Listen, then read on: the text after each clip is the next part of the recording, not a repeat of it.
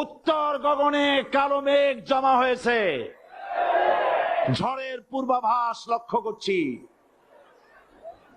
যদি মোকাবেলা করতে না পারেন সক্ষম ভাবে, এমন অন্ধকার গাঢ় কালো অমাবস্যার রাত আসতে পারে যার সুবে সাদেক হওয়া অসম্ভব। সুতরাং আপনারা কি কাপুরুষের মতো কাফের মুশরিকদের গোলামি করে মরতে চান? বিড়ালের মতো 500 বছর বেঁচে থাকার কোনো লাভ নাই। সিংহের মতো 1 ঘন্টা বাঁচতে চাই। আমাদেরকে বলা হয় সাম্প্রদায়িক উস্কানিমূলক কথা নাকি আমি বলি। পত্রপত্রিকা দিছে না তারা সাম্প্রদায়িক উস্কানি কথা। সাম্প্রদায়িক উস্কানিমূলক কথা বলি, সেই জন্যই বোধহয় শত শত মুসলিম আমাদের কাছে এসে মুসলমান হয়। মানুষে আর বোকা বানানো যাবে না। যাবে কি? আর বোকা বানানো যাবে? তারপর বলছে কি, এরপরে বলছে আমাকে বলছে রাজাকার। শুনে রাখো চট্টগ্রামের লক্ষ লক্ষ জনতা, পার্লামেন্টে যখন আমাকে এই কথা বলা হয়েছিল, আমার পার্লামেন্টের কলিগ জাফরুল্লাহ চৌধুরী সাহেব বসে আছেন এখানে। হ্যাঁ, জাফরুল ইসলাম চৌধুরী বসে আছেন পাশে। প্রধানমন্ত্রী সুদ্ধা, অন্তত 3 শতাধিক পার্লামেন্টের সম্মানিত সদস্যরা সেদিন বসা। 1997 সনের বাজেট বক্তৃতা যখন আমি করতেছিলাম, ডক্টর কুদরতে খোদা, নাম রাখছে কুদরতে খোদা, আসলে গজবে খোদা। এই লোকটি নাস্তিক, ইসলামের চূড়ান্ত দুশমন।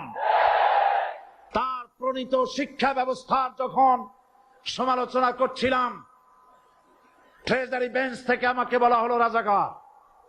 আমি আমার সমস্ত শক্তি একত্রিত করে বলেছিলাম শুধুমাত্র হিন্দুস্তানের রাজাকারেরাই আমাকে রাজাকার বলতে পারে। আমি বলেছিলাম 1973 সন পর্যন্ত আমি বাংলাদেশের কোন রাজনৈতিক দলের নেতা এবং কর্মী ছিলাম না। আমি রাজাকার নই। আমাকে রাজাকার বলে যদি তাকেও প্রমাণ করতে না পারে 10 কোটি টাকার মানহানি মামলা দায়ের করব। আমার এই বক্তব্য সারা দুনিয়া শুনেছে। পার্লামেন্টে আমার এই বক্তব্য রেকর্ড হয়ে আছে। সেদিন 3 শতাধিক পার্লামেন্ট মেম্বারের কেউ আমার চ্যালেঞ্জ গ্রহণ করেন নাই। যে কোনো ব্যক্তি পার্লামেন্টে গিয়ে আমার বক্তৃতা দেখে আসতে পারেন।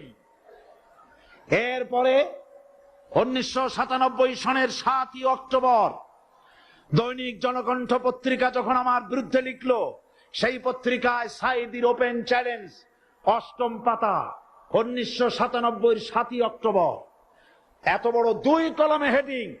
সেখানে আমি বলেছি বাংলাদেশের সকল সাংবাদিক, গোয়েন্দা বিভাগ, বাংলাদেশের সকল বুদ্ধিজীবীকে আমি আমার পিরোজপুরে আমন্ত্রণ করছি। আমার উপস্থিতিতে যদি কেউ প্রমাণ করতে পারে বাংলাদেশের স্বাধীনতা যুদ্ধের বিরুদ্ধে আমার কোন ভূমিকা ছিল, সজ্ঞানে স্বেচ্ছায় জাতীয় সংসদের সদস্য পদ থেকে পদত্যাগ করব। 3 বছর পার হয়ে গেছে, আজ পর্যন্ত কেউ এই চ্যালেঞ্জের মোকাবেলা করে নাই। সুতরাং আমাকে যারা রাজাকার বলবে তারা পিতৃ পরিচয়হীন অবৈধ সন্তান।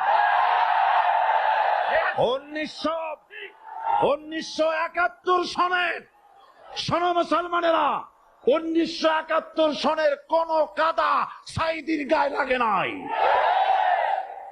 আমাকে রাজাকার বলে জনগণ থেকে বিচ্ছিন্ন করবা।